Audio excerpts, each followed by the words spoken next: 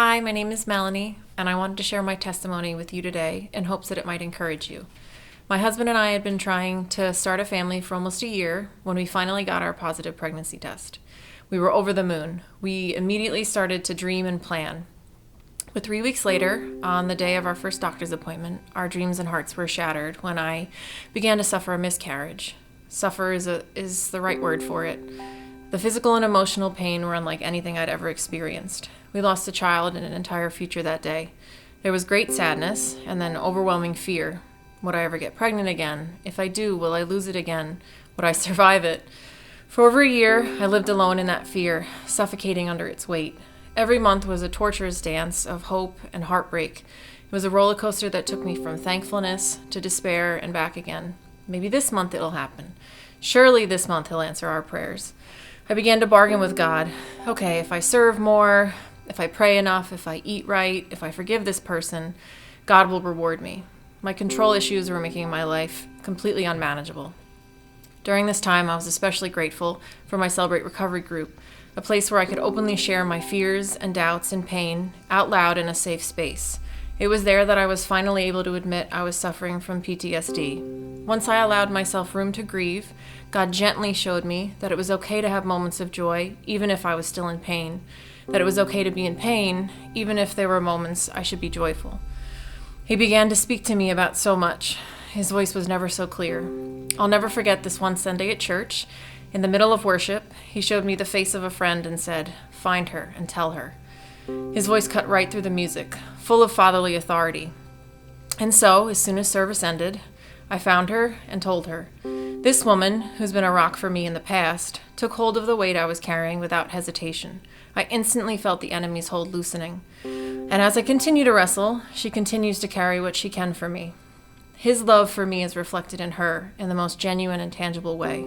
That's why we're called to be in community. Worship music was also such a gift, became like therapy to me.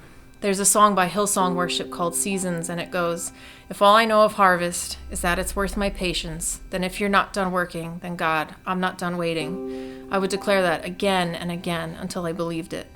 In the song Weep With Me by Ren Collective, there's a line in the song where he's asking God to turn my lament into a love song. I knew Jesus wept with me, just as he did with Mary and Martha as they mourned together. And just as he raised Lazarus from the dead, I knew that he would most certainly transform my pain into glory.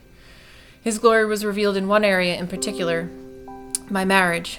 It gave me a much deeper appreciation for my husband, who never wavered.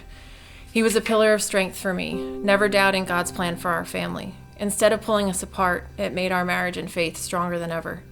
I want to emphasize that it wasn't until I fully surrendered to God, no strings attached, that I began to know true freedom, true peace, true strength. I thought I had surrendered to him in the past, but this was different. I had no agenda, no expectations, other than absolute trust in God and his plan for me.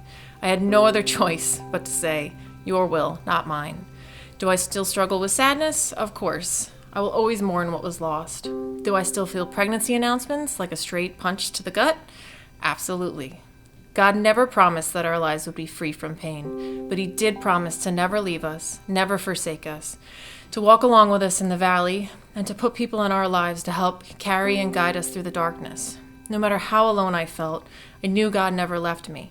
And although it took longer for me to get through the valley than I would have liked, he was patient and helped me use that time for good, his good. I am stronger, I'm fiercer, I'm more compassionate than I was before the miscarriage. He's given me a gift, and that's why I wanted to share this with you today. He has begun to reveal his purpose in my pain in the most striking ways. My experience has allowed me to be there for other women, to be an ear to listen, to say you're not crazy, for my heart to break in empathy in a way that it never could have before.